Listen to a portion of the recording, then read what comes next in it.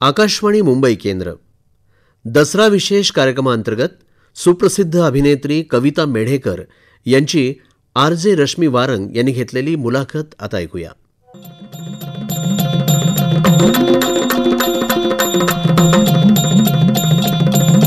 नवरात्रीच्या पावन पर्वाची प्रेरणा घेऊन विजयादशमीचा दसऱ्याचा जल्लोष FM रेनबोवर 107.1 मेगाहर्ट्झवर. आमच्या सगळ्या श्रोत्यांना विजयादशमीच्या खूप साऱ्या शुभेच्छा. मंडळी, काही व्यक्तिमत्व अशी असतात ज्यांना पाहिल्यावर आपण प्रसन्न होतो. नाटक, मालिका, चित्रपट क्षेत्रात असंच प्रसन्नपणे वावरणारं व्यक्तिमत्व म्हणजे सुप्रसिद्ध अभिनेत्री कविता मेढेकर. सुंदर मी होणार असं म्हणत त्यांनी 4 दिवस प्रेमाचे आणि 4 दिवस सासूचेही प्रेक्षकांसमोर रंगवले. एका लग्नाची गोष्ट पाहता पाहता एका लग्नाची पुढची गोष्ट होऊन त्यांनी अशी फुलवली की त्यांच्या कारकिर्दीचा झोका उंचच उंच गेला. त्यांच्या या भूमिकांवर प्रेम करताना प्रेक्षक म्हणाले, तू तिथं मी. नमस्कार कविताताई. दसरा विशेष आपल्या या रेनबो फंडे कार्यक्रमात आपलं खूप मनापासून स्वागत. Thank you so much. मला तुम्ही या कार्यक्रमात आमंत्रित केलं त्याबद्दल. नवरात्र आणि दसरा दोन्ही इतके ऊर्जा देणारे असे दिवस आहेत, तर या दोन्ही दिवसांचं तुमच्या आयुष्यातलं महत्त्व, तुम्ही या सणांकडे कसं पाहता हे जाणून घ्यायला आम्हाला आवडेल. ते केवळ नवरात्र आणि दसरा असंच नाही, मला असं वाटतं ऊर्जा देण्यासाठी आपल्याला अमुक एक सणाची वाट बघायला हवी असं मला वाटत नाही. मला आयुष्यातला प्रत्येक दिवस हा ऊर्जा देणाराच वाटतो. म्हणजे त्या दिवशी आपण काय करतोय, म्हणजे नॉट नेसेसरीली की आपण जाऊन काहीतरी काम करतो. म्हणजे आज जसं म्हणाल तसं आज मला सुट्टी आहे, आज मी निवांतपणे घरी बसले, पण म्हणून मी काय करू शकते हा माझा नेहमी प्रयत्न असतो. आणि तो जो रोजचा दिवस आहे तो छान आनंदाने आणि उत्साहाने जगणं हे माझं ध्येय आहे आयुष्यातलं. मग त्या दिवशी प्रयोग असो, त्या दिवशी सुट्टी असो, म्हणजे सुट्टीच्या दिवशी मग एखादा स्वयंपाकाचा पदार्थ करणं असो. सकाळी आज उठल्यानंतर मी नवऱ्यासाठी जर डबा केला, जे अनेक गृहिणी करतात तसं मी केला, मुलं कॉलेजला गेली, तर ते सगळं छान पद्धतीने जगणं, उत्साहाने ते सगळं मॅनेज करणं माझ्यासाठी महत्वाचं आहे. आणि त्यासाठी दिवाळी, दसरा वगैरे अशी काही मी वाट बघत नाही. त्यामुळे नवरात्र असं काही मी मुद्दामून काही त्याच्याबद्दल म्हणणार नाही. अर्थातच नवरात्रमध्ये आपल्याकडे, आमच्या घरी मेढेकरांकडे नवरात्रीचे देव बसतात, अष्टमीची पूजा असते. त्या निमित्ताने आपण आपल्या सहकुटुंबांना म्हणजे नातेवाईकांना भेटतो. म्हणजे एरवीच्या धावपळीच्या याच्यामध्ये नातेवाईकांना भेटण्यासाठी वेळ असतोच असं नाही, आपण आपल्या आपल्या कामामध्ये बिझी असतो. तर ह्या दिवशी मात्र ठरवून आपण भेटतो. एरवी कधीही भेटलो नाही तरी ह्या दिवशी भेटतो. त्याचा मला खूप आनंद होतो. म्हणजे जसं गणपती माझ्या घरी असतात, तर गणपतीच्या दरम्यान आम्ही सगळी पूर्ण फॅमिली भेटतोच. त्याच्यानंतर नवरात्रमध्ये भेटतो, त्यानंतर भाऊबीजेला भेटतो. तर हे सगळे सण जे असतात ना, मला असं वाटतं त्या सणापेक्षा आपण जी माणसं जोडतो, जी माणसं आपल्याला भेटतात, तो आनंद असतो, उत्साह असतो. पण मग हे सगळे सण साजरे करत असताना बालपणीचा काळ सुखाचा, कारण शेवटी किती झालं, आपण किती मोठे झालो तरी बालपणीच्या आठवणी खूप महत्वाच्या असतात. तर अशा काही खास आठवणी आहेत का सणांच्या, लहानपणीच्या, बालपणीच्या? नाही, खरं तर म्हणजे मी सांगते ना की नॉर्मल आयुष्य होतं, त्यामुळे असं काही खूप वेगळ्या आठवणी. मी अगदी नाटकात काम करायला लागले सुरुवातीच्या काळात सुद्धा. माझं असं कायम असायचं की तो सण, ते दिवस महत्वाचे असतात, त्या वेळेला त्याला महत्व द्यावं. म्हणजे मी खूप नवीन होते त्याही काळात, पण मी माझ्या प्रोड्युसरना सांगायचे की प्लीज मुंबईच्या बाहेर प्रयोग नका लावू दिवाळीला, कारण मला दिवाळीत घरी राहायला आवडतं. किंवा वाढदिवसाच्या दिवशी अगदी सुट्टी हवी असं नाही. आता मी सुट्टी घेते वाढदिवसाच्या दिवशी, पण मला असं वाटायचं की वाढदिवसाच्या दिवशी प्रयोग करून घरी राहावं. म्हणजे मुंबई बाहेर असू नये, आपल्या आई वडिलांबरोबर, आपल्या भावंडांबरोबर राहावं असं त्याही वेळेस वाटायचं.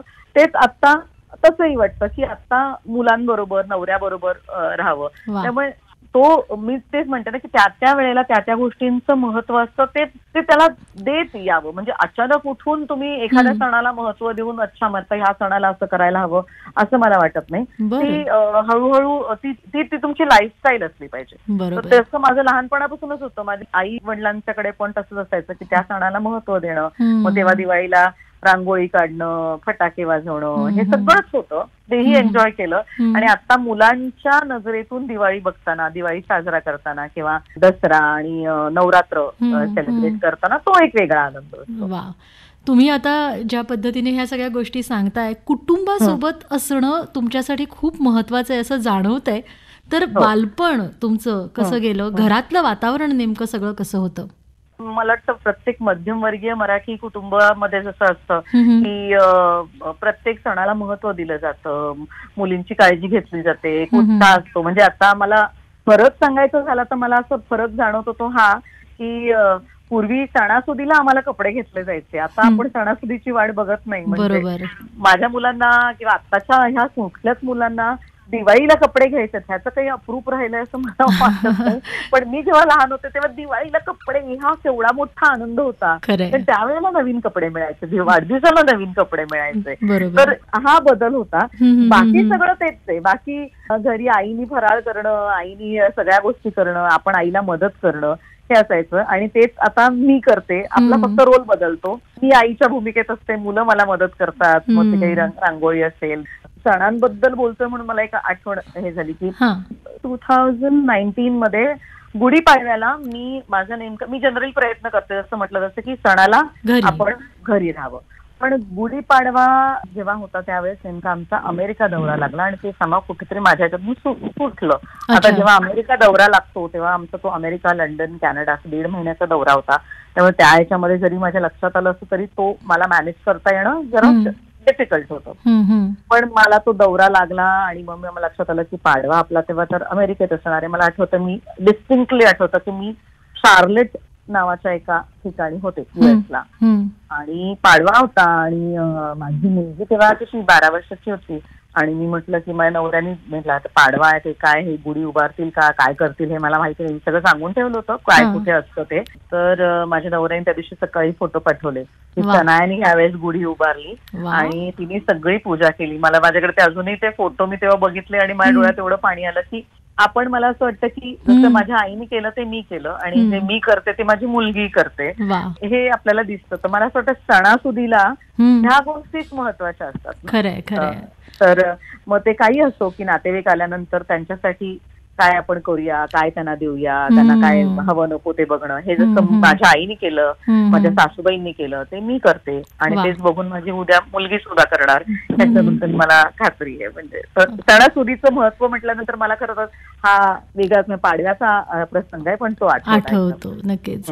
आई बाबा दोघंही या क्षेत्राशी निगडीत नव्हते, मग या क्षेत्रामध्ये येणं किंवा बाळाचे पाय पाळण्यात दिसतात तर तसे दिसले होतेत का तुमचे पाय पाळण्यामध्ये कलेच्या बाबतीत? अजिबातच नाही. म्हणजे मी खूप शाळेच्या टीचर्स पण म्हणायच्या की आता भेटल्यानंतर प्रयोगाला आलं त्या, कविता तू इतकी शांत आणि इतकी लाजरी बुजरी होतीस की तू कधी उठून स्टेजवर जाऊन ऍक्ट्रेस होशील असं कधी वाटलं नव्हतं. तू म्हणजे असं काही म्हणजे घाबरलेली नव्हतीस पण बुजरी होती, अशी काही फार पुढे पुढे जाऊन स्टेजवर काम करेल किंवा असं काही ह्याच्यात असं काहीच नव्हतं.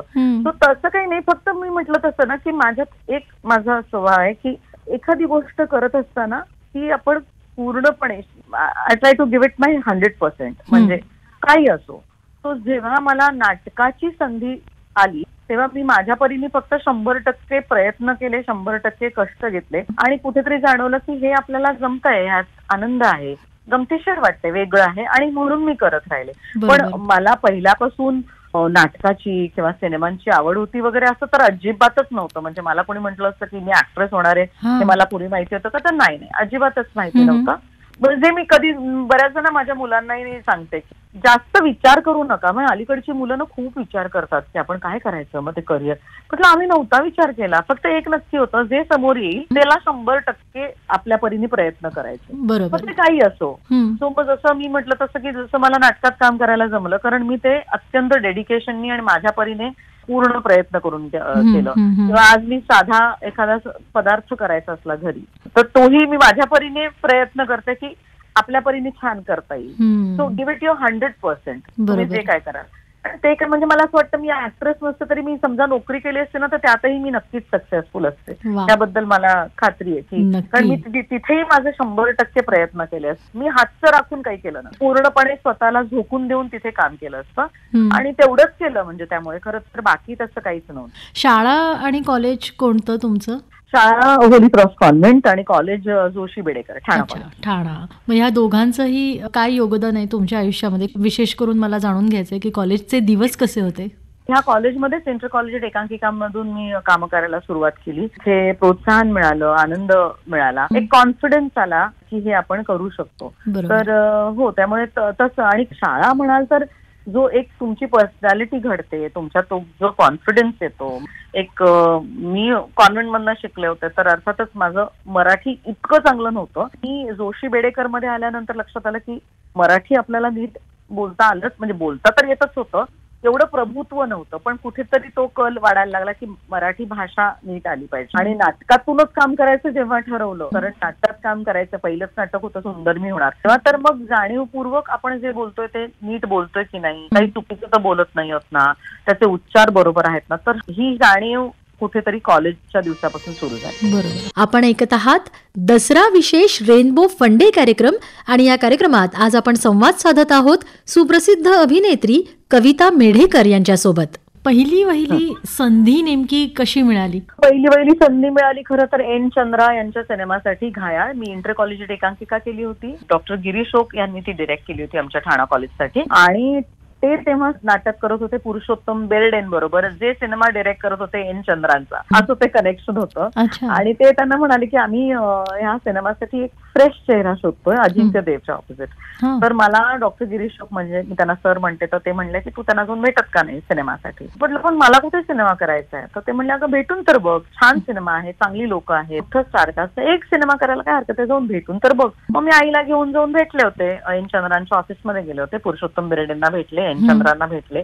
आणि मी भेटल्यानंतर ते म्हणले की आपण हा सिनेमा करतो. म्हटलं हो का, पण मला काही येत नाही, म्हणजे मी कधी काम नाही केलं, माझ्याकडे पोर्टफोलिओ पण नाही, काहीच नाही. ते म्हणले हरकत नाही, काही हरकत नाही, आपण करूया. आणि मी तो एक एक्सपिरियन्स म्हणूनच बघितलं त्याच्याकडे, सिनेमा करायचा म्हणून तो सिनेमा केला. त्यानंतर मी परत माझी 12वीच्या परीक्षेत बिझी झाले.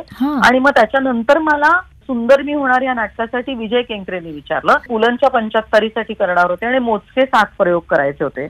आणि विजय केंकरेंनी विचारलं की नाटक करशील का? तर म्हटलं मी कधी केलं नाही नाटकात काम, म्हणजे काहीच मला एक्सपिरियन्स नाही. ते म्हणलं हरकत नाही. तर मी ते नाटक केलं. मला नेहमी असं वाटतं माझ्या नशिबाने ना मला खूप चांगले दिग्दर्शक आणि चांगले सहकलाकार मिळाले, चांगली माणसं मिळाली. आणि त्यामुळे जसं आपल्यावर नकळतपणे संस्कार होतात मोठ्यांचे, तसे चांगले संस्कार घडत गेले. म्हणजे पहिल्या नाटकात विजय केंकरे सारखा दिग्दर्शक, डॉक्टर श्रीराम लागू, वंदना गुप्ते, डॉक्टर गिरीश ओक, रवी पटवर्धन यांच्यासारखे सहकलाकार म्हटल्यानंतर आपण किती चुकीचं काम करणार. म्हणजे आजही मी इतक्या वर्षानंतर सुद्धा दुसरी वेळ झाल्यानंतर स्टेजवर उभी असते, कारण कुठेतरी मी पाहिलं होतं की डॉक्टर लागू तसं करायचंय त्यावेळेस. मग म्हटलं की अच्छा, म्हणजे नाटकात काम करायचं असेल तर ह्या गोष्टी करणं गरजेचं आहे. तुला फोकस वाढतो, आपलं क्लॅरिटी येते. आणि डॉक्टर काकांनी सांगितलं होतं की पहिली 10 वाक्य बोलली म्हणून घ्यायची, पहिली 10 वाक्य. आपण आपली वाक्य कधीही विसरत नाही. मी कधीच विसरलं नाहीये माझी वाक्य. म्हणजे अगदी आता महिन्याभराने जरी प्रयोग असेल आणि मी माझी पहिली 10 वाक्य म्हटली तर मला पुढचं सगळं नाटक अख्खच्या अख्खं आठवतं. कधीही पूर्ण नाटक आठवायची गरज नसते, पण पहिली 10 वाक्य बोलून द्यायची. तर ते मी दर प्रयोगाच्या आधी म्हणतेच. म्हणजे किती, अगदी आता एका लग्नाची पुढची गोष्टचा 800वा प्रयोग आलाय, पण मी 800व्या प्रयोगाच्या आधी सुद्धा माझी पहिली 10 वाक्य म्हणते आणि मगच एंट्री घेते. क्या बात. अगदी सुरुवातीच्याच या नाटकामध्ये किंवा नाटकाच्या माध्यमातून पु ल देशपांडे, श्रीराम लागू यासारख्या मंडळींना भेटताना तो सगळा अनुभव कसा होता? कारण हे सगळे लिजेंड्स आहेत, म्हणजे ज्यांना पाहायला लोक तरसतात, आणि तुम्हाला हा अनुभव मिळाला, तर कसा होता तो अनुभव? अप्रतिम अनुभव होता. मी तेच म्हणते ना की, पण अगेन तेव्हा मी खूप लहान 19 वर्षाचे होते जेव्हा मी सुंदर मी होणार केलं. आणि डॉक्टर लागूंनी माझी ओळख पुलंशी करून दिली. आता वेन यू लुक बॅक, मला असं वाटतं की हे किती मी नशीबवान आहे की मी आज किती अभिमानाने सांगू शकते की माझं पहिलं नाटक कोणतं, सुंदर मी होणार. कोणी लिहिलं? पु ल देशपांडेंनी. कोण होते को ऍक्टर्स इतके मोठे. हे आपण जे त्यावेळेला तेवढी मॅच्युरिटी नव्हती, त्यातलं गांभीर्य कळण्याची. फक्त एवढं कळत होतं की एक चांगली संधी आहे. मग तेच म्हटलं ना, जास्त विचार न करता जी संधी समोर आली आहे त्याचं सोनं करण्याचा प्रयत्न करणं म्हणजे काय की गिव्ह 100% ऑफ युअर सेल्फ. तर तेवढं मी करतच होते. आणि ते मला असं वाटतं माझ्या पूर्ण आयुष्यात जर माझं काही सिक्रेट असेल टू सक्सेस हे एवढंच आहे की I give 100% of myself to what I do. हा 100% फोकस असणं कोणत्याही गोष्टीसाठी हे फार गरजेचं आहे. ते करत आले मी. सुंदर मी होणारचे तुम्ही म्हणाला की 7च प्रयोग करायचं ठरवलं होतं आणि त्यानंतर म्हणजे पहिलाच तुम्हाला मिळालेला ब्रेक इतका मोठा होता. मग असा निर्णय नेमका कधी झाला की आता मला हेच करायचंय, मला नाटकातच काम करायचंय? हे सायमल्टेनियसली झालं, एकदम पटकन नाही झाला. 7 प्रयोगच करायचं ठरलंय. मग सुधीर भटांनी ते नाटक पाहिलं आणि ते म्हणले की आपण हे कमर्शियली करूया. त्याचे कमर्शियली प्रयोग सुरू झाले. मग मला पुढल्या नाटकासाठी विचारलं. म्हणजे एका पाठोपाठ एक अशी ती एक लिंक हळूहळू सुरू झाली. आणि कुठेतरी त्यावेळेला असं काही ठरवलं नाही, पण ते इट वॉज अनसेड की हे माझं क्षेत्र असेल, कारण हे मला आवडतंय आणि मला हे येतंय आणि मला यात आनंद मिळतोय. असं म्हणत म्हणत कधी नकळतपणे मी ह्या क्षेत्रात रमले, मला कळलं नाही. पण आवडू लागलं काम. छान कामही मिळत होती. असं नव्हतं की मला संधी मिळत नव्हती किंवा काय. तर त्यामुळे आणि मी रमले, रुळले ह्या क्षेत्रात. आई बाबांचा पूर्ण पाठिंबा होता या क्षेत्रात येण्यासाठी? नाही, सुरुवातीला म्हटलं तसं नव्हताच. माझ्या वडिलांचा तर अगदीच विरोध होता रादर, की त्यांचं म्हणणं होतं की चांगल्या घरातल्या मुली नाटकात, सिनेमात नाही कामं करत. आणि त्यांना त्यांचं मत होतं असं की, आणि त्यांचं म्हणजे मला असं वाटतं वडील म्हणून त्यांना त्याची काळजी वाटणं, त्यांना तसं वाटतं साहजिक आहे, कारण त्यांना ह्या क्षेत्राची काहीच माहिती नव्हती. पण त्यांनी माझं सुंदर मी होणार या नाटकातलं काम पाहिलं. आय थिंक त्यांना कुठेतरी कल्पना आली होती की आपली मुलगी ह्या क्षेत्रात काम करणार. त्याप्रमाणे त्यांनी मला सांगितलं होतं की काही गोष्टी कविता पाळायच्या, बाकी तू हे क्षेत्र निवडलेस, आमचा तुझ्यावर पूर्ण विश्वास आहे, आता तू तुझं करशील, पण काही गोष्टी पाळायच्या की बाबा दारू आणि सिगरेट नाही. आता फक्त ह्या क्षेत्रातल्याच बायका दारू आणि सिगरेट पितात असं मला वाटत नाही. पण त्यावेळेला माझ्या वडिलांना ती काळजी होती की बापरे ह्या क्षेत्रातल्या बायका दारू पितात, सिगरेट ओढतात, तर ते नको. आणि दुसरं म्हणजे पोर्टफोलिओ घेऊन कोणाच्या ऑफिसेस मध्ये जायचं नाही. मला त्यावेळेला प्रश्न पडला होता की अरेच्या पोर्टफोलिओ नाही केला आपण आणि कुणाच्या ऑफिसेस मध्ये गेलो नाही भेटायला तर आपलं करिअर कसं होणार. पण जाऊ दे, एवढा काही असा माझा स्वभाव नव्हता की अच्छा वडिलांनी हे सांगितलं तर त्यांच्या विरोधातच आपण काहीतरी करावं, असा काही स्वभाव नव्हती. नाही, अजिबातच नव्हते. त्यामुळे म्हटलं बरं ठीक आहे, बरं बघूया काय होईल ते होईल करिअर. पण बघ ना, म्हणजे पोर्टफोलिओ न करता आणि कुणाच्याही ऑफिसेस मध्ये न जाता माझं करिअर झालंय. तेवढं झालंय, तेवढं जाऊ दे. नक्कीच. आणि करिअर झालं नाही, करिअर सुंदर छान झालं, कारण सगळ्या तुमच्या नाटकांनी इतकं भरभरून आनंद दिलेला आहे रसिकांना आणि इतकं यश त्या सगळ्या नाटकांना मिळालं. या नाटकाच्या कलेकडे जर बघितलं तर जिवंत कला आहे ही. आणि एक कलाकार म्हणून इथे वावरत असताना आपलं एक स्वतःचं एक गणित असतं, समीकरण असतं. तर तुम्ही तुमच्या बाबतीत काय अशी पथ्य पाळलीत या जिवंत कलेकडे पाहत असताना?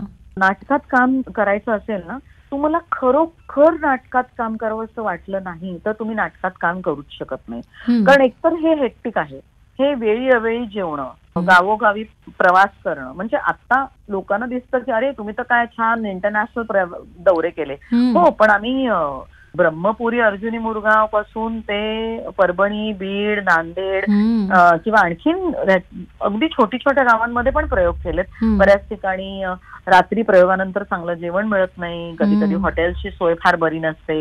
आजही नाटकवाले आम्ही नॉन एसी बस मधनं प्रवास करतो, पण एसी बस परवडत नाही. कुठल्याही नाटकाच्या बसला एसी नसतो. मग जेव्हा जमेल तेव्हा आम्ही एसी गाड्यांमधनं प्रवास करतो. पण आता रात्रीचा प्रवास जो असतो तर मी तुम्हाला तेच म्हणते ना, तुम्हाला खरोखर मनापासून इच्छा नसेल ना नाटकात काम करायची तर तुम्ही हे सगळं सहनच करणार. बरोबर, ते पॅशन लागतं, अत्यंत पॅशनेट असावं लागतं खरंच नाटकात काम करायचंय.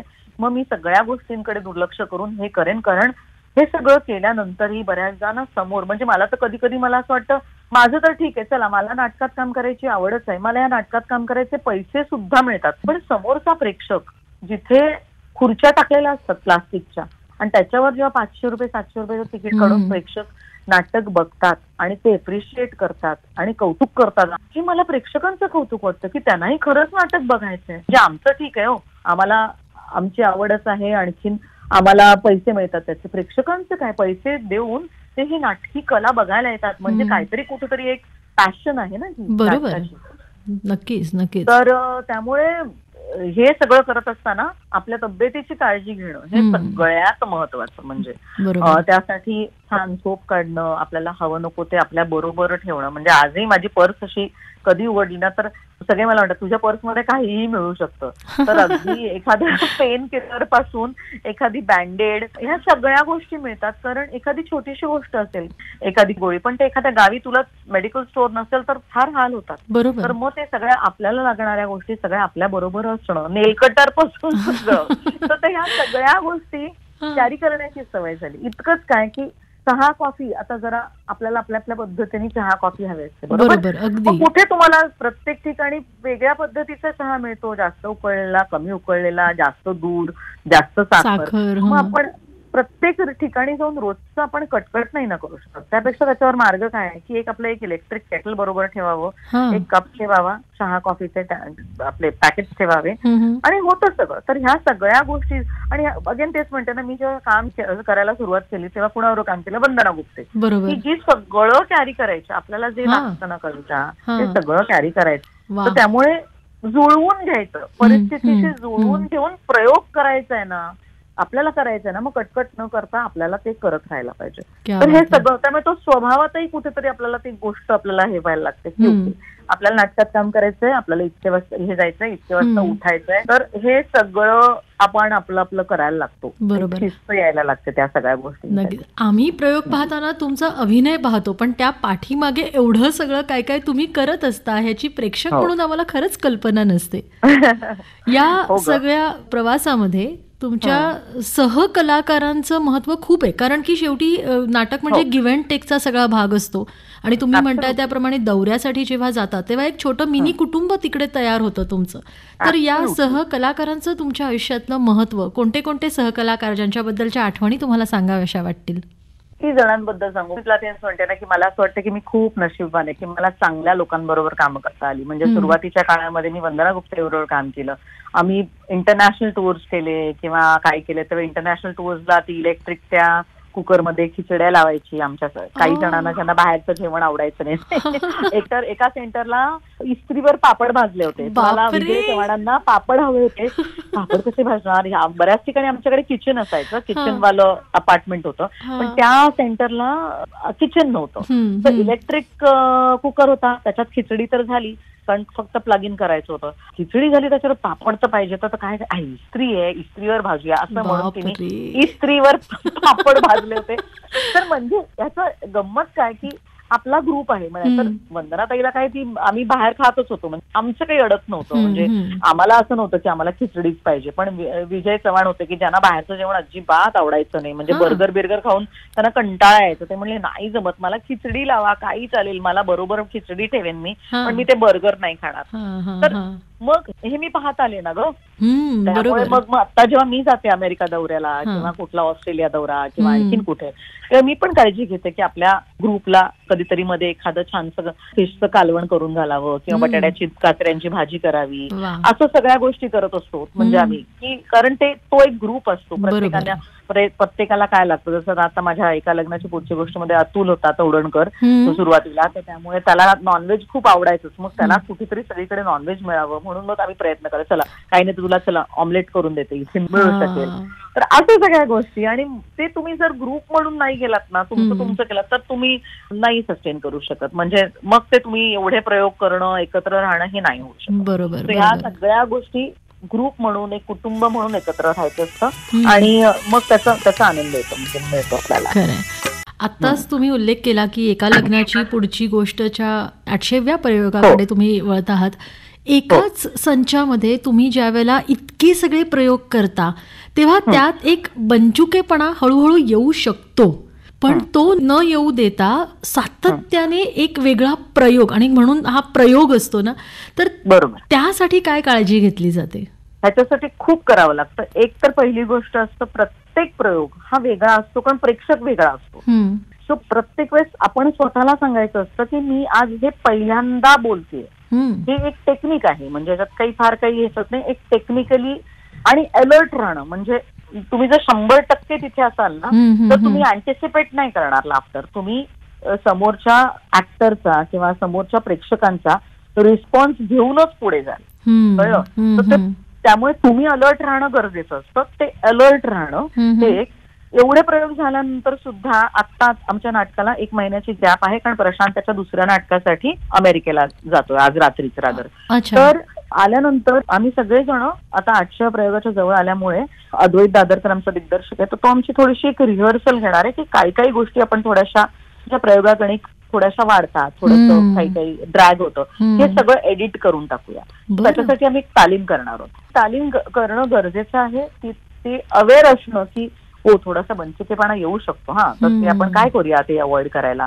तर सो आपण प्रयत्न हाच करायचा की आपण हा प्रयोग पहिल्यांदा करतो. पहिल्यांदा मी प्रेक्षकांसमोर जाऊन माझं नरेशन म्हणते, पहिल्यांदा हा लाफ्टर येणार आहे हे डोक्यात ठेवून काम करायचं.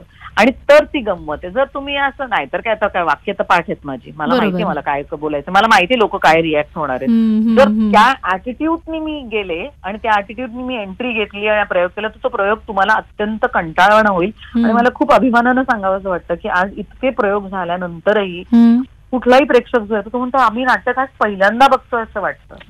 ही सगळ्यात मोठी कॉम्प्लिमेंट आहे की आम्ही ते तसं होल्ड करायचा प्रयत्न करतो. आणि की तुम्ही प्रामाणिक राहणं तुमच्या कलेला, तुमच्या कामाच्या तर दॅट्स व्हेरी इम्पॉर्टंट. आणि दॅट्स इट. आणि तो उलट आमच्यासाठी ती एक्सरसाइज असते की आपण अलर्ट राहणं, आणि आनंद मिळतो ना आम्हाला सुद्धा. नक्कीच. एका लग्नाची गोष्ट आणि एका लग्नाची पुढची गोष्ट, जवळपास 20 वर्षांचा हा कालपट आहे. तर एक कलाकार म्हणून ही जी मनी आहे, तर तिच्यात तुम्हाला बदल करावेसे वाटले, किंवा त्या संपूर्ण भूमिकेचा ग्राफ तुमच्या नजरेतनं कसा दिसतो तुम्हाला? एका लग्नाची गोष्ट हे मला असं वाटतं त्यावेळेला माझं वय जे होतं त्याला ते अनुरूप होतं. म्हणजे ती मनी जी होती ती बस स्टॉपवर मन्याला भेटते, ती प्रेमात पडते, त्यांचं नुकतं लग्न झालेलं आहे आणि नुकतं लग्न झाल्यानंतरच्या गमती जमती आणि मग त्यांच्यात होणारे काही वेगळे वाद असतात, व्हॉटेवर हे होतं. आज ही जी मनी आहे तिच्या लग्नाला 20 वर्ष झालेली आहेत. अगेन मी ते रिलेटेबल आहे कारण आता माझ्याही लग्नाला 23 वर्ष झालेली आहेत. सो ह्या सगळ्या गोष्टी आपल्या त्या वयाला अनुरूप होतात असं वाटतं. म्हणजे जशी ती मनी मॅच्युअर झाली तशी कुठेतरी कविता पण मॅच्युअर झाली त्या काळामध्ये. आणि त्यामुळे अनेकदा मला ही मनी खूप माझ्या जवळची वाटते. अगदी मी रिलेट करते त्या काही गोष्टी की अरे हो ना असं होतं नाही का, हे असं असतं. आणि हा ट्रान्झिशन आहे, त्यातल्या सगळ्या गोष्टी नाही रिलेट आपण करत, पण हो त्यातल्या काही गोष्टी आपण रिलेट करतो. आणि ती गंमत आहे. त्याचा ग्राफ म्हणशील तर मला त्याही वेळेला ती मनी साकारताना खूप आनंद व्हायचा आणि आजही ही मनी साकारताना मला आनंदच होतो. सो तसंच म्हणेन. नक्कीच. या संपूर्ण नाट्य प्रवासामध्ये एक असा काळ होता की जिथे तुम्ही दौरे थांबवायचा निर्णय घेतला, आणि त्याच्यासाठी अर्थातच अत्यंत महत्वाचं कारण तुम्ही आई होणार होतात. या निर्णयापर्यंत पोहोचणं किती कठीण होतं? काहीच नव्हतं. म्हणजे मी जेव्हा हा निर्णय घेतला, म्हणजे मी लग्न झालं त्यावेळेस मी खूप बिझी होते, माझे नाटकाचे प्रयोग होते, सिरियलचं शूटिंग चालू होतं. आणि माझ्या असं लक्षात आलं की मला ना घरच्यांच्या कार्यक्रमासाठी, घरचं एखादं काही फंक्शन असेल काय, तर मला वेळच नसायचा, कारण मी बिझीच होते, रोज बिझी होते ना कामात. तर तेव्हा मी माझ्या प्रोड्युसरना म्हणजे सुधीर भटांना जाऊन भेटले होते. म्हटलं सुधीर काका माझं आता लग्न झालं आणि मला असं वाटतं की मला आता लग्नाला वेळ दिला पाहिजे, राईट, ह्या गोष्टीला. तर मला ना वेळच नसतो सुधीर काका. बरं एक माझं लग्न झालं आणि मी वर्षभराने मी चान्स घेणार हे माझं ठरलंय, एवढी माझी क्लॅरिटी होती. सो आपण एकतर असं करूया का, तुम्ही मला आता रिप्लेस करता का नाटकातून, कारण मी वर्षभराने तसंही चान्स घेणार, मग मला माहिती नाही. तर ते म्हणले काय तुझं प्रॉब्लेम काय, तुला प्रयोग संख्या कमी हवी आहे का? म्हटलं हो, म्हणजे मला असं वाटतं की शूटिंग करून मी फार तर मॅक्सिमम 15 प्रयोग करू शकेन, मला ह्याच्या पलीकडे काम जमणार, तर मला थोडासा वेळ मिळेल म्हणजे सासू सासऱ्यांबरोबर, नवऱ्याबरोबर, ह्या सगळ्या गोष्टींचा. तर ते म्हणले हरकत नाही, तू 15 प्रयोग कर आणि आपण करूया ना, बघूया, वर्षभराने तू चान्स घेणार आहेस ना, बघू आपण. म्हटलं बरं. सो तेव्हा मी 15 प्रयोगांची ती कमिटमेंट सुधीर काकांनी दिली मला. त्यांनी 16वा प्रयोग कधीही विचारला नाही आणि एक वर्षभर आम्ही 15 प्रयोग केले. त्यानंतर जसं मी म्हटलं तसं मी वर्षभराने चान्स घेतला. मी प्रेग्नेंट झाले आणि मी लगेच सुधीर काकांना, सुधीर काका मी प्रेग्नेंट आहे, तर मला आता असं वाटतंय, म्हणजे मी आता विचार केला की आता मी आई होणार आहे, राईट, आणि मग मी बाळ झाल्यानंतर दौरा असेल, प्रयोग असेल, तर मला मी कसं मॅनेज करेन, मला नाही जमणार सुधीर काका प्रयोग करायला. तर म्हणजे मग तुम्ही रिप्लेसमेंट शोधता का, कारण मला नाही जमणार आहे, मला असं वाटतं मी थांबवावं. तर हा एवढा मोठा शॉक होता सुधीर काकांना. पहिल्यांदा मी माझ्या नवऱ्याशी बोलले की म्हटलं ऐक ना आशिष, मला असं वाटतं की असं असं आहे, तर कसं मी करू शकेन ना, म्हणजे बाळाचं वगैरे. समजा मी नाटक सोडलं कम्प्लिटली आणि शूटिंग पण, मला तर पूर्णपणे शूटिंग म्हणजे सगळा ब्रेकच पाहिजे होता, तर शूटिंग पण सोडलं, तर फायनान्शियली काही फरक पडेल का? तर तो म्हणला नाही कविता, फायनान्शियली काहीच फरक पडणार नाही, पण तुझ्या कामाच्या दृष्टीने विचार कर.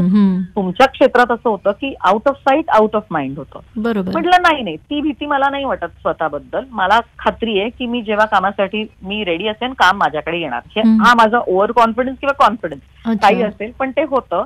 आणखी तर तो म्हटला मग तुला जे योग्य वाटेल ते कर, आमचं काहीच म्हणणं नाहीये. मग त्याच्यानंतर मी सुधीर भटांशी बोलले आणि त्यांना धक्का बसला. ते म्हणलं मग तू असं करतेस का, मी नाटक थांबवतो आणि तू बाळ झाल्यानंतर 2 महिन्यांनी 3 महिने 4 महिन्यांनी म्हण, तू परत ये, आपण एका लग्नाची गोष्ट कंटिन्यू करूया, मी पण रिप्लेसमेंट नाही करत. म्हणून सुधीर काका मला दुसरा चान्स पण घ्यायचा आहे. म्हणजे ही क्लॅरिटी होती माझ्याकडे की मला 2 मुलं हवेत. हो डेफिनेटली. हा, तर ते म्हणले अगं, म्हटलं हो सुधीर काका माझं ठरलंय, तर मग आता माझा फोकस हा आहे ना की मला मुलं ज्या हवी आहेत ना, राईट. आणि मला असं वाटतं की मुलं जन्माला दिल्यानंतर मला नाटकात काम करणं अवघड होईल, कारण शूटिंगची वेळ पुढे मागे होऊ शकते. नाटकाचं कसं करून मी, समजा माझ्या बाळाला सर्दी झाली असेल, ताप आला असेल, तर मी जरा पुढे मागे होऊ शकतो, मग मी नाटकाचा प्रयोग नाही ना पुढे मागे करू शकत. खरंय. तर ते म्हणले की बरं ठीक आहे, हरकत नाही, असं म्हणून त्यांनी मला म्हणले मी तुला रिलीव्ह करतो. म्हणजे 5व्या महिन्याला त्यांनी मला रिलीव्ह केलं. पण माझ्यासाठी काहीच त्याच्यात काय म्हणू, जास्त विचार करण्याजोगं काहीच नव्हतं. इट वॉज व्हेरी सिम्पल की आता हे करायचंय, okay let's do this, let's do it 100%. त्यामुळे मला काही फार विचार करायला लागला नाही, आजूबाजूच्या लोकांनाच विचार करायला लागला त्याचा. So it was easy. मला खूप जण त्या काळातही असं म्हणायचं, तुला असं वाटत नाही का की म्हणजे नाटकात कसं तुला चुकल्यासारखं वाटत असेल ना? म्हटलं नाही, मी इतकी रमले माझ्या, म्हणजे इतर हा माझा डिसिजन आहे, माझा चॉईस आहे की मला नाटकात नाही काम करायचं आणि मी आयुष्यभर नाटकात काम करणार आहे. मी काही नाटकात आत्ता करत नाहीये, पण मी मरेस्तोवर नाटकात काम करणार आहे. त्यामुळे थांबू की नाटक कुठे जाणार आहे, म्हटलं रंगभूमी कुठे जाणार आहे, काही हरकत नाही म्हटलं. खरंय. कारण असं आपण बघतो, फोमो जो असतो, फिलिंग ऑफ मिसिंग आउट, त्याच्यामुळे कित्येक जण स्वतःला खेचतात अक्षरशः. ते तुम्ही केलं नाही आणि तुम्ही आता जे काही आतापर्यंत आमच्याशी हा जो संवाद साधलाय, प्रत्येक गोष्टीला 100% देण्याचा प्रयत्न. मग हा जो मातृत्वाचा काळ आहे त्यातही तुम्ही 100% दिलंच असेल, पण हे आई पण कसं एन्जॉय केलं तुम्ही?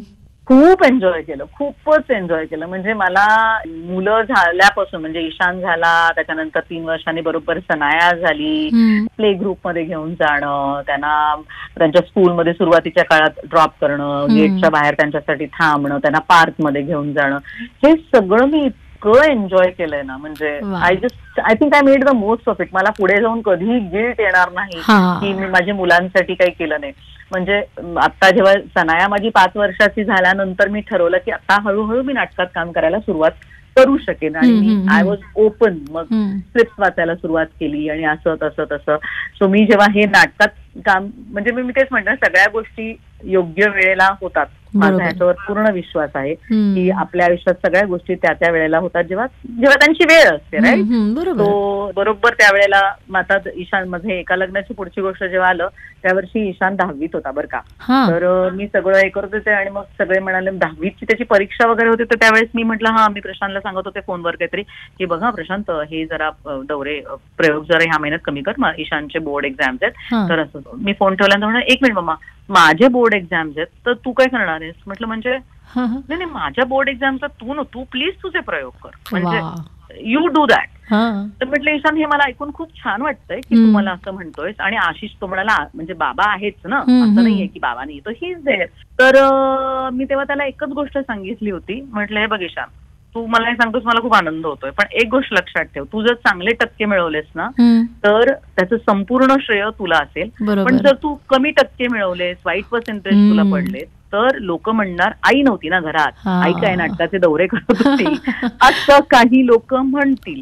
So make sure that you make me proud. And he did. म्हणजे त्याला 91% मार्क पडले आणि दोन्ही मुलांनी माझ्या त्या बाबतीत कधीच मला हे दिलं नाही. कारण आई नव्हती त्या काळात. म्हणजे त्याच्या 10वीच्या वर्षी मी नव्हते खरं तर.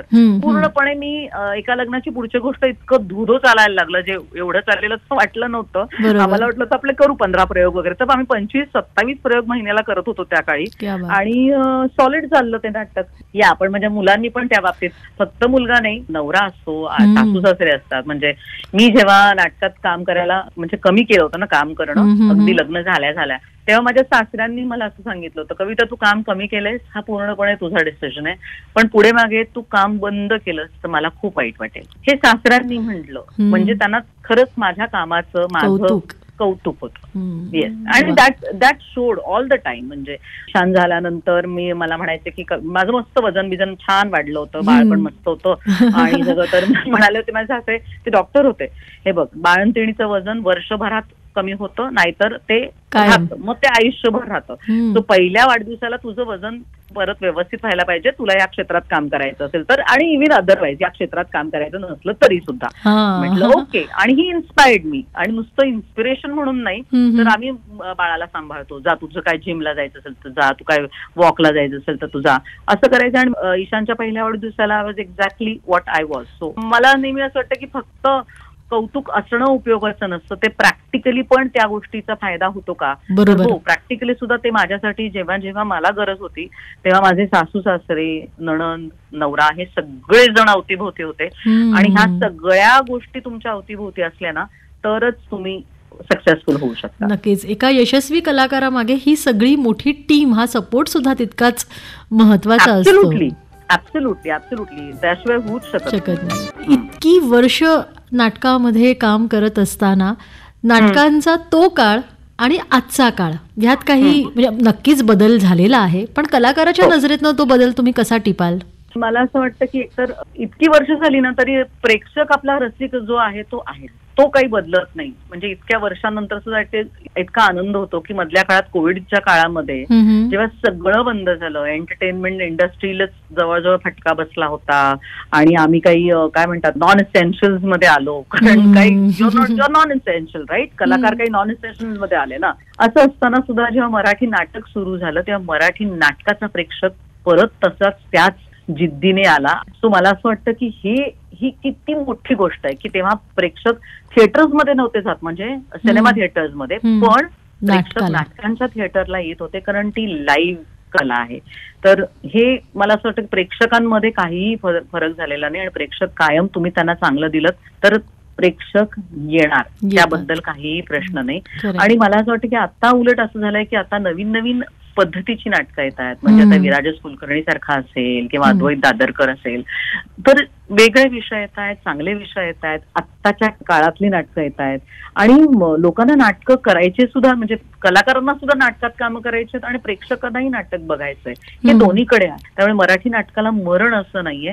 फरक म्हणाल किंवा तेच हेच आहे की अजूनही थिएटरची अवस्था फारशी बरी नाहीये, पूर्वी नव्हती, पूर्वीपेक्षा थोडी बरी होती असं म्हणता येईल, पण मेंटेनन्स काही ठिकाणी नाहीये. सो या गोष्टी होत्याच, पण त्या सगळ्यावर मात करून आम्ही प्रयोग करतच राहणार. म्हणजे आता मी त्या थिएटरचं नाव नाही घेत, पण पुण्याच्या एका थिएटरला मी literally cleaning services, toilet cleaning services असतात वगैरे, ह्यांना बोलवते आणि मी माझं बाथरूम साफ करून घेते. कारण मी किती कटकट करणार, किती सांगणार की हे बाथरूम स्वच्छ ठेवा, की इतकी बेसिक गोष्ट आहे ना. म्हणजे आमचं म्हणणं आम्हाला 5 स्टार सुविधा हव्यात असं नाहीये. आम्ही आमचं घरातून बाहेर पडून सगळे प्रवास करून येतो प्रयोग करायला, पण मग निदान स्वच्छ बाथरूम आणि स्वच्छ मेकअप रूम द्यावी.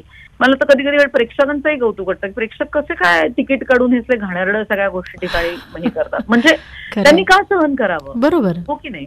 तर ह्या गोष्टी आहेतच. आता ते काय आपल्याकडे जेव्हा केव्हा होईल सगळ्या गोष्टी आणि सगळं नीट मेंटेनन्स होईल ते होईल तर होईल. काय काय ठिकाणी मात्र आहे, म्हणजे आता जसं वाशीचं थिएटर आहे, पूर्वी 25 वर्षांपूर्वी पण ते थिएटर इतकं स्वच्छ होतं, छान होतं, आजही ते तितकंच छान आणि स्वच्छ आहे. मला असं वाटतं इतक्या वर्षात कन्सिस्टंटली चांगलं असणारं ते एकमेव थिएटर असेल विष्णुदास भावे सभागृह वाशीचं. नक्कीच. या सगळ्या अडचणींच्या पल्याड म्हणजे त्या सगळ्या गोष्टी तुम्ही सहन करत असता आणि तरी सुद्धा प्रेक्षकांना भरभरून देत असता, आणि तुम्ही जेव्हा हे भरभरून देता आणि त्यांच्याकडनं सुद्धा तशीच दाद येते, तेव्हा चला या क्षेत्रात आलो त्याचं सार्थक झालं असं वाटतं. असा क्षण नाटकासाठी तुम्हाला मिळालेली विलक्षण दाद, एखाद्या सामान्य प्रेक्षकाची किंवा एखाद्या मान्यवराची लक्षात राहिलेली? म्हणजे एका लग्नाची पुढची गोष्ट ह्या नाटकातून खरं तर माझं कमबॅक झाला परत असं म्हणेन बऱ्याच वर्षानंतर.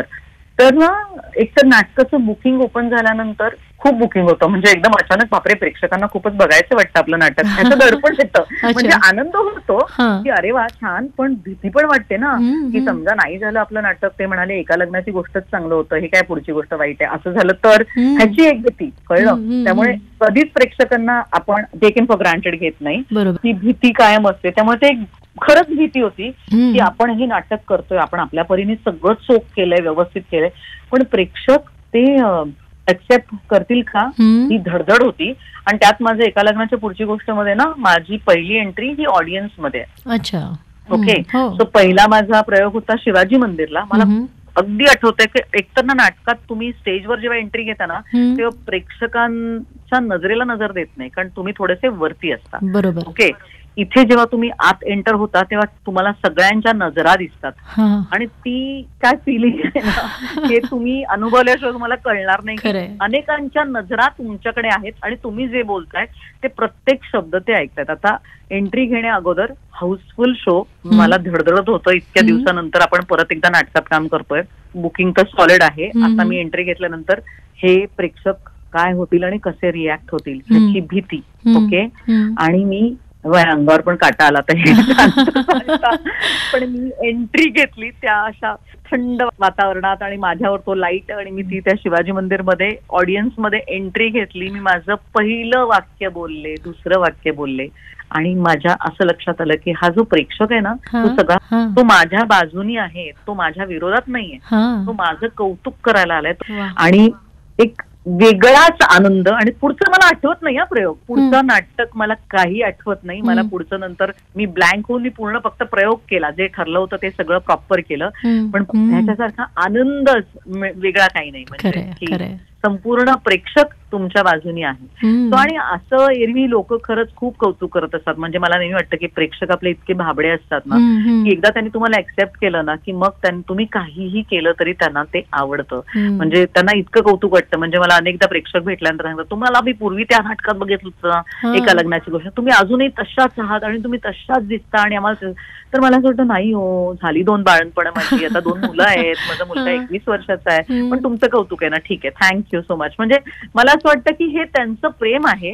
आणि I just feel grateful. I just feel प्रत्येक वेळेस असं प्रेक्षक जेव्हा येऊन भरभरून तुम्हाला सांगतो ना तेव्हा फक्त आपण देवाकडे बघून हात जोडावेत एवढंच वाटतं मला. किती छान. हेच प्रेम जसं नाटकांसाठी तुम्हाला मिळालं तसंच मालिकेसाठी मिळालं. 4 दिवस सासूचे, आणि केवढी गाजली ती मालिका. म्हणजे त्यातले सीन टू सीन आजही डोळ्यांसमोर असे येतात. त्या अनुराधाने, त्या पात्राने तुम्हाला काय दिलं? इतकी वर्ष ती मालिका केल्यानंतर त्या पात्राचा तुमच्यावर, व्यक्तिमत्वावर परिणाम होतो का? नाही, काहीच नाही होत. म्हणजे खरं सांगू का, मला नेहमी सगळेजण विचारायचे. एक तर ती अनुराधा जी होती ती अत्यंत सोशिक, अत्यंत, म्हणजे तिला एका कानाखाली दिली ते लगेच दुसरा गाल पुढे करणारी मी मुळीच अशी नाहीये. तर मला इतकी सोशिक आणि इतकी सहनशील वगैरे मी अजिबातच नाहीये. त्या कॅरेक्टरनी मात्र मला खूप दिलं. मला त्या कॅरेक्टरनी घराघरात पोचवलं. त्या कॅरेक्टरनी आजही इतकी वर्ष झाल्यानंतरही मला लोक जेव्हा भेटतात ते मला त्या मालिकेबद्दल बोलतात. तर मला असं वाटतं हे त्या मालिकेचं पुण्य आहे, त्या कॅरेक्टरचं पुण्य आहे. त्यांना प्रेक्षक भाबडे असतात, त्यांना असं वाटतं मी तीच आहे, म्हणजे मी तीच अनुराधा आहे, म्हणून ते माझ्याकडे त्याच आत्मीयतेने बघतात. त्यांना असं वाटतं किती गरीब आहे, किती बिचारी ना. इतकं की मला असं होतं माझी सिरियल ती जोरात चालू असताना मी कोल्हापुरात गेले तर मी जीन्स घातली होती ग, तर ते प्रेक्षकांना आवडलं नव्हतं. जीन्स काय घातली आहे म्हणजे. मग त्यानंतर माझ्या असं लक्षात आलं बापरे ही सिरियल चालू असेपर्यंत तरी आपण सलवार कुर्तामध्येच जावं बाबा, नको. म्हणजे असं उगीच त्यांच्या नजरेत आहे की कारण त्यांच्या मनात आपण त्या असतो, तर त्या आपण असतो असं नाही ना, पण ते पॉवर ऑफ द सिरियल ना, त्या कॅरेक्टरची ताकद होती ती. मला नाही वाटतं जे आपण नाही ते पण पोर्ट्रे करताना त्यात आपला भाग थोडासा येतो त्या कॅरेक्टरमध्ये, पण पूर्णपणे आपण ते कॅरेक्टर नसतो. म्हणजे जर मला जर अनुराधाने काहीतरी दिलं तर मग मला भुवनेश्वरीने सुद्धा काहीतरी द्यायला होतं. आताची पुढची सिरियल होती जी नेगेटिव्ह होती, तो आपण त्या कॅरेक्टरकडे अलिप्त होऊनच बघत असतो, अलिप्त होऊनच ते काम करत असतो. आणि त्याची मजा घेत असतो, म्हणजे त्याचा आनंद घेत असतो. पण नॉट नेसेसरीली ते कॅरेक्टर आपल्यामध्ये काही त्याच्यात ऍड होतं असं. बरोबर. एक कलाकार म्हणून तुम्हाला अनुराधा ही तितकीच जवळची वाटणार आणि भुवनेश्वरी करणं सुद्धा तितकंच चॅलेंजिंग वाटणार, पण थोडीशी मनात कुठेतरी अशी एक धकधक अशी होती का की बापरे आपल्याला नकारात्मक भूमिकेमध्ये प्रेक्षक स्वीकारतील का नाही, असं कुठे वाटलं होतं? नाही, मी खरं सांगू प्रामाणिकपणे मी इतका कधी विचारच केला. मी म्हटलं तसं, मी एवढाच विचार केला की वाव, अशी भूमिका आली आहे जी मला कधीच कोणी दिली नसती, म्हणजे नेगेटिव्ह भूमिका विचारतायत मला, तर मी लगेच आनंदाने हो म्हंटल आणि आता पण करूया, आणि मग करूया तर मग कसं करूया, काय करता येईल, कशी मी वाटेन ती, कशी मी पूर्णपणे भुवनेश्वरी वाटेन ह्याच्याकडे माझा कल होता. मला एक्सेप्ट करतील की नाही हा मी पुढचा विचारच केला नव्हता, म्हणजे तो आय थिंक ते काही माझ्यासाठी महत्वाचं नव्हतं. ते झालं तर झालं, नाही तर नाही, पण आपले प्रयत्न 100% असले पाहिजेत. So it started with that, की मग तिची बॉडी लँग्वेज, तिचं दिसणं, म्हणजे मुळात मी दिसणारच अशी की दिसणार अनुराधासारखी, त्यामुळे आपण रोल्स पण कायम तसेच मिळाले ना आयुष्यभर. तर मग आता हिचं दिसणं काय वेगळं करता येईल, मग थोडेसे केस क्रिम करूया का, म्हणजे सॉफ्टनेस निघून जाईल चेहऱ्यावरचा, मग नजर कशी असेल, तिचं बॉडी लँग्वेज काय असेल, तिचा ऍटिट्यूड काय असेल, ह्या सगळ्याच्या ह्याच्यात मी अडकले होते पूर्णपणे. आणि मला अजून आठवतं की आम्ही त्याचा प्रोमो शूट केला, आणि त्या प्रोमो शूटसाठी मी पहिला शॉट दिला, मी अशी लांबून चालत येते आणि माझं वाक्य म्हणते, मी अशी लांबून चालत आले, माझं वाक्य म्हटलं, आणि तो जो डिरेक्टर होता, जो आमचा प्रोमो शूट करणार, तो यंग होता, त्यांनी 4 दिवस सासूचेपासून त्यांनी मला बघितलं होतं, तो लहान असताना वगैरे, तर त्यांनी तो शॉट झाल्यानंतर तसं त्यांनी डोकं वर काढलं आणि मॅम ओके, त्याच्या चेहऱ्यावरनं मला कळलं होतं की मी कुठेतरी भुवनेश्वरी उभी करू शकलीये, कारण त्याच्या चेहऱ्यात होतं की मॅम असं आम्ही तुम्हाला बघितलं नाहीये, हे काहीतरी वेगळं आहे. तर तिथे कुठेतरी आपल्याला हळूहळू ती पावती मिळत जाते ना. पण yes, it was challenging, it was absolutely challenging, की आपल्याला कसं करता येईल, काय मज्जा येणार आहे, कसं होईल ना. आणि मला अगेन ती खरी करायची होती, मला ती विलन सारखी विलन नव्हती करायची, ग्रे होती कॅरेक्टर, तर मला ती तशीच खरी ती भूमिका, ती भुवनेश्वरी, म्हणजे बऱ्याचदा आपल्याला कळतं की समोरचा माणूस चुकीचा असतो, पण त्या चुकीच्या वागण्याला काहीतरी त्याच्या मागे कारण असतं, ते लॉजिक देऊन आपण करायचंय, तर त्यामुळे ते तसंच होतं. So I thoroughly enjoyed Bhuvaneshwari. तुम्ही पण एन्जॉय केलं, आपल्या प्रेक्षकांनी सुद्धा प्रचंड एन्जॉय केलं. या मालिकांशी विशेष करून महिला वर्गाचं इतकं घट्ट नातं असतं, म्हणजे बायका सगळं विसरून जातात ते सगळं पाहत असताना, आणि तुमच्याशी इतक्या एकरूप होतात. तर हा जो काही अनुभव आहे ना, विशेष करून प्रेक्षकांचं तुमच्याशी इतकं रोजच्या पाहण्यामुळे जोडलं जाणं, कलाकार म्हणून तुम्हाला ह्याचं दडपण येतं किंवा कसं पाहता याकडे? अगेन मी तेच म्हणते ना, दडपण नाही येत मला, पण मला कायम वाटतं की प्रेक्षक किती भाबडे असतात. म्हणजे मी कुठल्या तरी एका कार्यक्रमाला गेले होते, तर तिकडे सगळ्या बायका भुवनेश्वरीच्या गेटअपमध्येच आल्या होत्या, त्यांनी शेला दिला, त्यांना असं वाटलं होतं की मी म्हटलं अहो मी ते फक्त मालिकेपुरते तशी तयार होते, मी एरवी, तुम्ही एरवी खूपच साधे आलात, म्हटलं अहो मी एरवी साधीच असते, म्हणजे एरवी मी सतत अशी शेले आणि शालू नेसून नाही फिरत, म्हटलं ती भुवनेश्वरी आहे ना, ती म्हणून ती अशी खूप खूप दागिने घालते आणि सगळं करते, पण म्हटलं मी असं काही करत नाही. पण त्यांना ते असं त्याचं कौतुक असतं की अरे हा, प्रेक्षकांनी म्हटलं ना, प्रेक्षकांनी तुम्हाला एखाद्या भूमिकेत हे केलं की तुम्हाला ते एक्सेप्टच करतात की अशा पद्धतीने की ओके ह्या बाई अशाच आहेत वगैरे असं. किंवा मुलं, मला गंमत काय वाटते माहितीये का, शेवटी मी विचारलं माहितीये ना मुलांना, नाटकाच्या इथे लहान मुलं यायची ग मला भेटायला, ही सिरियल चालू असताना, की भुवनेश्वरीला भेटायचं, तर शेवटी अद्वैत होता ना माझ्याबरोबर, अद्वैत त्या लहान मुलांना विचारलं की मुलांना तुम्हाला तिला का भेटायचंय, भुवनेश्वरी का आवडते, ती म्हणते ना शाळा काय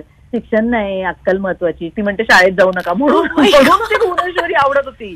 तर मी म्हटलं अरे बापरे, म्हणजे आता प्रत्येक वेळेस मुलं आली की मला त्यांना सांगायला लागेल की अहो ते सगळं खोटं असतं, तसं काही नसतं, शाळेत जा वगैरे असं. मला प्रश्नच पडला होता की मुलं काय येतात मला भेटायला, मुलांना काय एवढी भुवनेश्वरी आवडण्याचं काहीच कारण नाहीये. मुलांना आवडायची भुवनेश्वरी, कारण ती म्हणायची की शाळा महत्वाची नाही, अक्कल महत्वाची. म्हणजे किती वेगवेगळ्या अँगलने लोक तुम्हाला पाहत असतात कलाकार म्हणून, नाही का? त्यामुळे जबाबदारी आहे, शेवटी ही सुद्धा एक जबाबदारी आहे की त्या सगळ्यांचं समाधान व्हावं. आपण ऐकत आहात दसरा विशेष रेनबो फंडे कार्यक्रम, आणि या कार्यक्रमात आज आपण संवाद साधत आहोत सुप्रसिद्ध अभिनेत्री कविता मेढेकर यांच्यासोबत.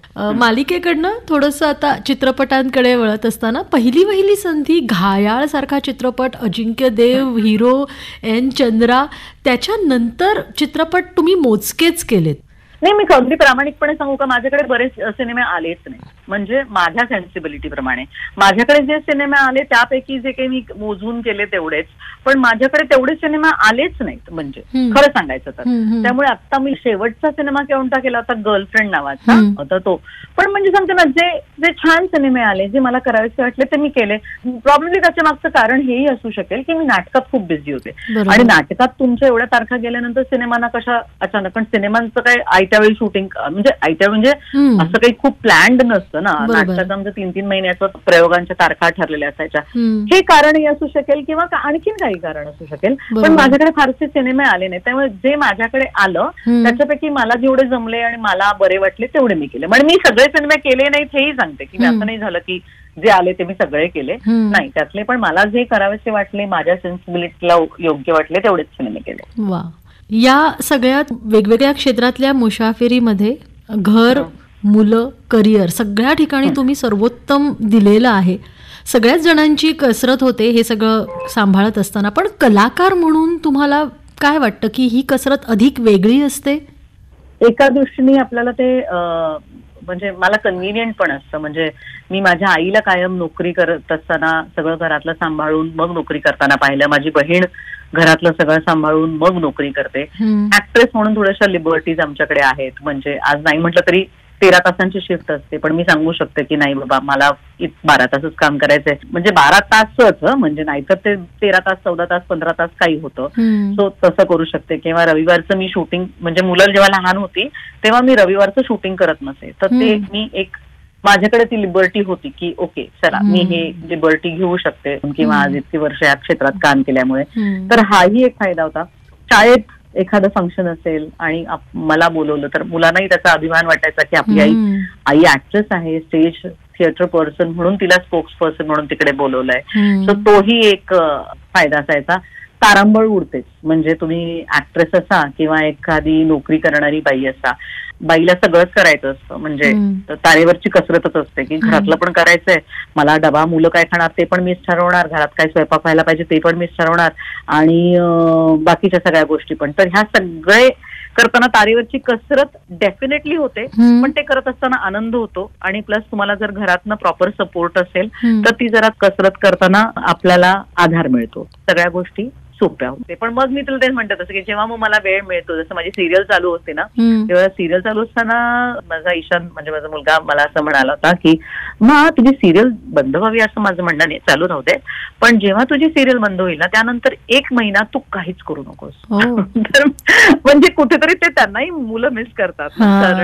तर आज आता हा 1 महिना आहे जेव्हा माझे नाटकाचे प्रयोगही नाहीयेत आणि माझं शूटिंगही नाहीये. त्यामुळे 1 महिना मी आता कम्प्लिटली सगळं मुलांना जे हवं नको, इकडे जाऊया तिकडे जाऊया, दुपारी 3 वाजता कॉलेजून आल्यानंतर आई घरी आहे, हा एक वेगळा आनंद असतो. मजा असते. पिल्लं तुमची दोन्ही तुमच्या कामाकडे कसं बघतात? कारण बऱ्याचदा असं होतं की बाहेरनं खूप कौतुक होत असतं आणि घरात मात्र आपले छोटे टीकाकार असतात.